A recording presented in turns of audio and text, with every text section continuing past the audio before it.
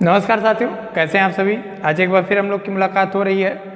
साथियों, हम लोगों ने मैंने कल जो वीडियो आप वो कर रहे थे, दरअसल क्या था कि लंबा हो रहा था और मेरे साथ जो बच्चे बैठे थे उन लोग कहे कि अब लंबा लगा उन्हें भी।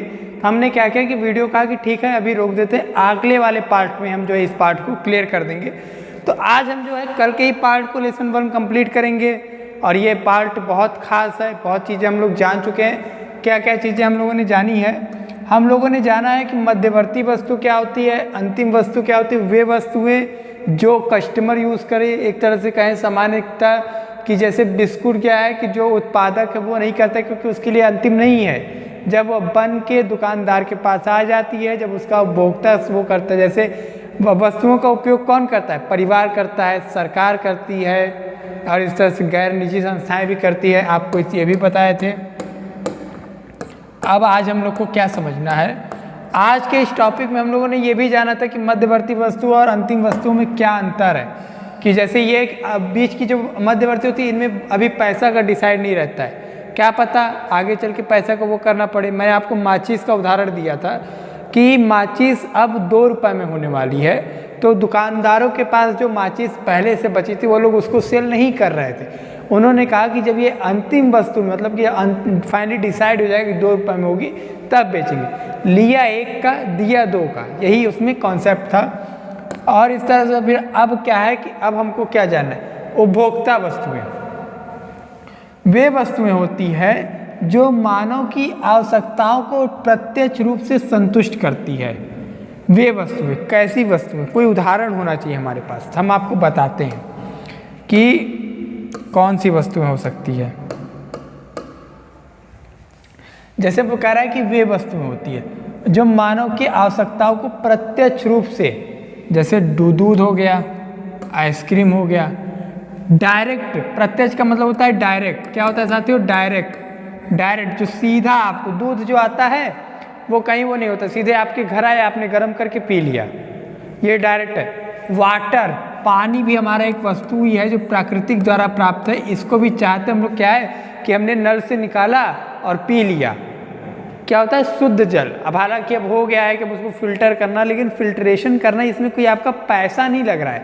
यदि आप दूध को ले आ रहे हैं दुकान से तो उसको आप कोई गर्म कर रहे हैं तो उसका पैसा नहीं लग रहा है। तो वो क्या हो गया कि वो जो वस्तु हो गई, तो ये क्या है? डायरेक्ट प्रत्यक्ष रूप से संतुष्ट करती है। इसका प्रयोग अन्य वस्तुओं के उत्पादन के लिए नहीं किया जाता है। आइसक्रीम आ गया आपका, अब इसका आप अन्य चीज़ों के लिए उत्पादन के लिए नहीं करते। लेकिन दूध का क्या है? अन्य उत्पादन। दूध से कोई उत्पादन नहीं होगा। दूध से आप क्या करेंगे? चाय बनाएंगे, लेकिन चाय बनाना एक प्रक्रिया होती है, एक नई विधि से एक नए सिरे को वो किया जाता है। और उपभोक्ताओं के वस्तुओं को वर्गीकरण को विस्तृत रूप से 4 श्रेणियों में रखा गया है। हम लोग जो सामान का यूज़ करते हैं, जिनका सेवन को जो करते हैं, तो उसको 4 भागों में बांटा गया है। पहला बता रहा है कि टिकाऊ उपभोक्ता वस्तुएं, अर्ध टिकाऊ, गैर टिकाऊ या एक बार में उपयोग करना है, और एक होता है सेवा। देखिए टिकाऊ वस्तुओं में कैसे हो गए? वो ऐसा सामान जिसको आपने खरीद तो लिया लेकिन उसका पैसा जो है आप वो जो है बार बार उसके पैसे में बढ़ोतरी होती है, घटता नहीं है। उदाहरण के लिए आपने 10,000 की टीवी खरीदी 2009 में, आज वो टीवी का रेट क्या है? कम हो गया। क्या तो उससे अच्छी टीवी आने। टीवी हमारा क्या है? टिकाऊ वस्तु होता है। मोबाइल हमारा क्या है? टिकाऊ है ना। कि मोबाइल तो ले लिए, तो अब ऐसा तो है नहीं कि मोबाइल 2 दिन बाद ख़राब हो जाएगा। मोबाइल ख़राब होगा तो वो तो हमारे कुछ गलतियाँ किससे होती है, या हम लोग उसको कुछ अनावश्यक यूज़ करने से होता है, इस तरह से होता है। तो टीवी और मोबाइल हमारे टिकाऊ का एक उदाहरण है। ठीक इसी तरह से कह रहा है अर्ध टिकाऊ वस्तुएं। कुछ हम लोग ऐसे सामान खरीदते हैं जो कि कब टूट जाए कोई भरोसा नहीं। जैसे हमारे कुर्सी और मेज, जो लकड़ी की कुर्सी होती है उसे लिया, वो अर्ध टिकाऊ है, उसको हम लोग बदल सकते हैं, वो कभी भी टूट सकती है, इस तरह से। तो अर्ध टिकाऊ हो गया। एक होता है गैर टिकाऊ। गैर टिकाऊ का मतलब होता है कि जो किसी और के थ्रू, हमारा जो सिलेंडर होता है एलपीजी, ये जो हमारा गैस है, ये गैर टिकाऊ है। या कह रहा है कि एक बार उपयोग, उपभोक्ता इसका उपयोग, उपभोक्ता का मतलब होता है उपयोग करना। एक बार सिलेंडर एक बार ख़त्म हो जाता है तो आप उस सिलेंडर को आप दोबारा नहीं वो कर सकते। आप क्या करेंगे, उसको, उस सिलेंडर का आप लोग दोबारा यूज़ नहीं कर सकते हैं, बाद में आपको नया सिलेंडर लेना पड़ता है। तो ये हमारा क्या है, गैर टिकाऊ। सेवा, जैसे आप डॉक्टर हैं, डॉक्टर की सेवा लेते हैं, आपको उसका पैसा देना पड़ता है। ठीक, आप वकील से पास जाते हैं, लॉयर के पास, वकील से सेवा लेते हैं। टीचर्स हैं, आप टीचर की सेवा लेते हैं एजुकेशन के लिए। तो ये सब क्या है, यही हमारा क्या है, उपभोक्ता वस्तुओं को जो 4 श्रेणियों में बांटा है, यही इसका कॉन्सेप्ट बता रहा है। आइए आगे चलते हैं, अब आगे की चीज़ों को समझा जाए। अब है पूंजीगत वस्तुएं, और अभी हमने क्या पढ़ा था, उपभोक्ता वस्तुएं। पूंजीगत वस्तु और उपभोक्ता वस्तु में कोई अंतर नहीं है। देखिए यहाँ पे लिखा है, यदि टिकाऊ वस्तु का अंतिम प्रयोगकर्ता यहाँ पे गलत वो है, प्रयोगकर्ता का मतलब कि यूज़ कर रहा है नहीं, मतलब प्रयोगकर्ता इस तरह से है, प्रयोगकर्ता कह रहा है कि यदि टिकाऊ वस्तु का अंतिम प्रयोगकर्ता एक उत्पादक है, ठीक, एक उत्पादक है, तो वह एक पूंजीगत वस्तु है। कहने का मतलब कि जैसे टीवी जो है, अभी जब तक दुकानदार के पास है तब तक वो अंतिम वस्तु नहीं है। और यदि यही टीवी अगर दुकानदार खरीद के ले आया अपने दुकान में कस्टमर को बेचने के लिए, उसने कस्टमर को नहीं बेचा और खुद इसका टीवी को अपने घर में लगवा लिया और देख रहा है, तो यही क्या कह रहा है कि ये पूंजीगत वस्तु है, मतलब इसमें पैसा लग के आया है। समझ रहे हैं कि यही है कि यदि टिकाऊ वस्तु, टीवी हमारा टिकाऊ है, और यदि उसको दुकानदार बेचने के लिए लाया और नहीं, और जब वो बेच रहा है तो वो हमारा पूंजीगत नहीं है, तब पूंजीगत में नहीं आएगा, तब वो अंतिम वस्तु में चला जाएगा। और यदि वो नहीं बेच रहा है और उसको देख रहा है तो हमारा क्या होगा, हमारा पूंजीगत वस्तु है। केवल वही टिकाऊ वस्तुएं होती हैं। पूंजीगत वस्तुएं जो उत्पादक का मतलब होता है प्रोड्यूसर, वस्तुओं के रूप में प्रयोग करता है, ना कि उपभोक्ताओं को वस्तुओं के रूप में देता है। वही मैं बता रहा हूँ कि टीवी का उत्पादक एक दुकानदार अगर टीवी को रखा है अपने पास, तो वो खुद देखना है, खुद चला रहा है, उसका यूज़ करने लगा, तो वो एक पूंजीगत वस्तु हो जाएगी। लेकिन यदि ये टीवी उठा के दुकान पे से बेच दिया तो वो जो है पूंजीगत नहीं होगी। तो यही हमारा पूंजीगत था और यही हमारा उपभोक्ता वस्तु। मुझे आशा नहीं, पूर्ण विश्वास है कि आप समझ रहे हैं। अब है उपभोग की अवधारणा एवं इसके घटक। साथियों, उपभोग का मतलब उपभोक्ता ही होता है, वही कि आखिर यूज़ करने की अवधारणा, यूज़ करने की फैसिलिटीज़ और इसके घटक। हमने आपको भी बताया कि जो हमारा समष्टि अर्थशास्त्र में उपव्यय का मतलब है अर्थशास्त्री समग्र उपभोग का व्यय से एक अर्थव्यवस्था में उपभोक्ता कौन होता है। कहना चाहता है कि आखिर जो समष्टि अर्थशास्त्र का जो यूज़ हो रहा है, कौन इसका सेवा ले रहा है, आखिर इसको कौन यूज़ कर रहा है, तो कौन करता है, परिवार। एक परिवार होता है, एक सरकार भी आती है। जीडीपी हमारा परिवार नहीं देखता, हमारी सरकार देखती है। सकल घरेलू उत्पाद देश के अंदर के चीज़ों को व्यवस्थित करते हैं। एक है गैर लाभ निजी संस्थाएं। गैर लाभ निजी संस्थाएं में जैसे एनजीओ आ गए, कोई महिला सशक्तिकरण का कोई संस्था चलता है, कई बच्चों को पढ़ाने के लिए कोई संस्था चलता है, कहीं अनाथालय चलता है। तो ये सब जो एनजीओ आती है, ये सब गैर निजी लाभ में आते हैं। और तो यही हमारा क्या है, विस्तृत इसको वर्गीकरण करता है कि आखिर इसके कौन वो यूज़ कर रहा है। निवेश को देखिए, निवेश के बारे में मैंने आपको बताया था, इन्वेस्ट करना। अब ये समझ लीजिए कि आप कोई वो नहीं है, आप कोई कस्टमर नहीं, आप एक उत्पादक है, आप एक दुकानदार हैं जो बिजनेस को समझ रहे करना। निवेश के दो होते, एक होता है घर स्थिर और एक होता है माल सूची निवेश। आइए स्थिर निवेश को देखें। स्थिर निवेश से अभिप्राय एक लेखा वर्ष की अवधि में उत्पादकों की स्थिर परिसंपत्तियों का मतलब है कि जो उसकी संपत्ति है, जो उसका मतलब कि जो उसके घर की स्थिति है, के स्टॉक में वृद्धि का होना उत्पादकों द्वारा स्थिर परिसंपत्तियों अथवा पूंजीगत वस्तुओं की खरीद पर किया गया व्यय। देखिए आपको बहुत अच्छा उदाहरण दिया हूँ, समझाता हूँ, अभी समझ में आ जाएगा, बहुत आसानी है। यदि 2018 में जनवरी में हमारे स्टॉक में 8 मशीन है, 8 मशीन है, ठीक, मशीन है,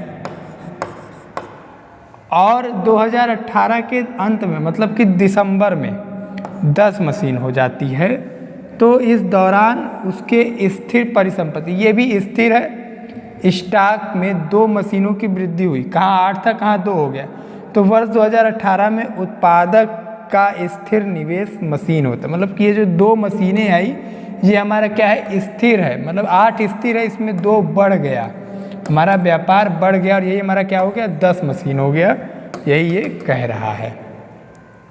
आइए अब आगे देखते हैं, जल्दी जल्दी मैं कॉन्सेप्ट को क्लियर कर रहा हूँ, आप आराम से देखिए और समझिए। स्थिर निवेश का क्या महत्व है? स्थिर निवेश का महत्व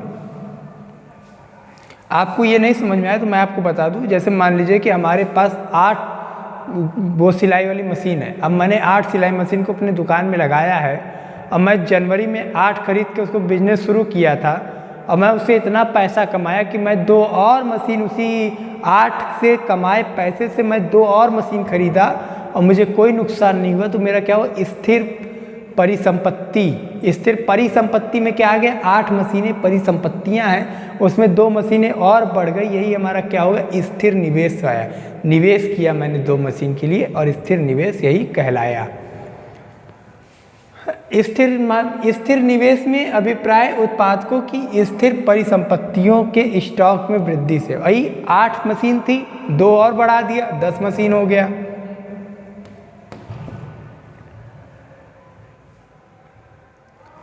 और परिवर्तन के वर्ष के दौरान, और देखिए वृद्धि से है, इसके स्टील उत्पादकों की उत्पादन क्षमता में वृद्धि होती है। देखिए अगर हमने 8 मशीनें थी, 2 और मशीन खरीदी, मुझे कोई नुकसान नहीं, और मैं जो पैसे कमाया उन 8 सिलाई वाली मशीनों से, तो मैंने 2 और सिलाई की मशीन खरीदी, हमें कोई नुकसान नहीं हो, यही वृद्धि कर रहा है, ये इसका महत्व है। उत्पादकों की उत्पादन क्षमता में वृद्धि होने से स्थिर निवेश के कारण अर्थव्यवस्था में उत्पादन का उच्च से उच्च स्तर। कॉमन सी बात है कि अगर हम 8 मशीन से काम कर रहे हैं, 2 मशीन और खरीद लिए, तो फलाने को जलन होता है कि बेटा आज यहाँ था वहाँ पहुँच गया। कई लोग क्या होता है कि शुरू करते हैं, जैसे हम आपको अपने गांव की बात बता रहे हैं कि हमारे गांव की तरफ एक लड़का था जिसने मतलब कि जो गाड़ी धोता था, उसने उसको इतना उसमें मेहनत कर डाला कि आज उसने खुद की दुकान खोल ली, मतलब उच्च से उच्च स्तर पे पहुंच गया। उत्पादक के उच्च स्तर के कारण आर्थिक समृद्धि का मतलब बढ़ना, पैसे में बढ़ोतरी की दर अधिक होती है। जो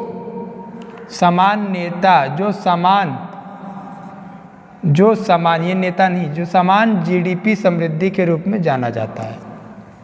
अब है माल सूची निवेश। अभी हमने एक जाना स्थिर निवेश, अब आइए जानते हैं माल सूची निवेश। देखिए माल सूची निवेश में क्या है ना कि किसी समय के उत्पादकों के पास जो स्टॉक होता है उसे तैयार वस्तुएं, वस्तु में कच्चा माल सम्मिलित होता है, इसे माल सूची स्टॉक कहा जाता है। उदाहरण कैसे, जैसे आप मान लीजिए कि आपके पास, हमने 8 सिलाई मशीन का उदाहरण दिया, ठीक, ये हमारा क्या है, एक सूची है। अगर हम इसकी सूची बनाएं तो हमने 10 मशीनें की, तो हमारा क्या हो गया, 8 से 10 हुआ, तो ये एक माल सूची मशीन हो जाए। क्या हो जाएगा, माल सूची। और ये इसमें आता है शुद्ध निवेश, और एक होता है माल सूची का क्या महत्व है, इन 8 से 10 करना ही हमारा क्या है, महत्व ही तो है ना साथियों। 2 मशीनों का बढ़ना एक महत्व तो बताता है ना, इम्पॉर्टेंट है, तभी तो हमने 2 मशीनें खरीदी, मुझे उसकी महत्व थी, मुझे उसकी आवश्यकता थी, तभी तो मैंने उसकी 2 मशीनें और ली ना। शुद्ध निवेश क्या है, देखिए शुद्ध निवेश और माल सूची निवेश में कोई वो नहीं है, फासला नहीं, बस समान है। कि यदि आपका मान लीजिए मूल ह्रास का मतलब कि जैसे आपके सामान में सिलाई मशीन में अगर हमने 8 सिलाई मशीन ली, तो इसमें से कोई ख़राब हो जाता है, किसी का हाथा ख़राब हो गया, तो किसी के अंदर की जो जिसमें डोरे वो धागे लगाते वो ख़राब हो गया, तो उसको सही करके फिर से चलाना ही शुद्ध निवेश कहलाता है। तो ये अर्थव्यवस्था के पूंजी के स्टॉक को बढ़ाता है। हमने कैसे बढ़ाया? मेरे पास मेरी सिलाई की मशीन थी, वो ख़राब हो गई थी। किसी में क्या था कि हत्था ख़राब हो गया था, मैंने उसको सही कर दिया। और किसी में क्या हुआ कि उसका जो पैर वो होता है जिससे वो गोल गोल नाचता है, जो स्टील का, वो अगर ख़राब, मैंने सही किया। तो मैंने उसको स्टॉक को, पूंजी के स्टॉक को बढ़ाता है। और हमने नया मशीन नहीं लिया, वही 2 खराब मशीन को ही मैंने सही कर दिया, तो वो क्या हो गया? शुद्ध निवेश में आ गया। तो पूंजी के स्टॉक को श्रम में प्रति इकाई पूंजी की उपलब्धता में वृद्धि हुई, श्रम के कुशलता में बढ़ोतरी हुई। यह रोजगार के अवसर को सृजित करने में सहायता करता है, क्योंकि ये भारत में बेरोजगारी को मुख्यतः पूंजी। अपने देश में क्या होता है साथियों कि लोग कहते हैं कि पहले कई लोग कुछ काम ही नहीं करते, कहते कि पैसा ही नहीं, हम कुछ करेंगे नहीं। अरे पैसा, लोग सोचते कि पैसा आएगा तब मैं कुछ करूँगा। पैसा ये नहीं, पैसा आएगा तब मैं कुछ करूँगा, लेकिन पैसा कहता पहले तू कुछ करेगा तब मैं आऊँगा। इसीलिए अपने आप को व्यर्थ ना करिए, आप काम करते रहिए, पैसा आता रहेगा। ये ना सोचिए कि हम बैठे रह पैसा मिल जाए, कभी नहीं आएगा। चाहे जितने आप बैठ के सत्यनारायण जी की कथा सुन लीजिए, चाहे जितने आप रोजा रह लीजिए, कोई फायदा नहीं है। शुद्ध निवेश अर्थव्यवस्था के उत्पादन में क्षमता को वृद्धि, शुद्ध वृद्धि है, जो जीडीपी के समृद्धि में दर की तीव्रता को करता है, सामान्य है। अब एक है सकल निवेश और एक है शुद्ध निवेश। सकल निवेश क्या होता है? देखिए, इसमें पुनः स्थापन निवेश होता है। पुनः स्थापन का मतलब कि फिर से वही चीज बार बार शामिल करते हैं। हमने क्या बताया कि जब कोई चीज़ हमारी खराब हो जाती है तो हम लोग उसको शुद्ध निवेश करते हैं। शुद्ध का मतलब उसको सही कर, मूल्यह्रास में सही कराते हैं।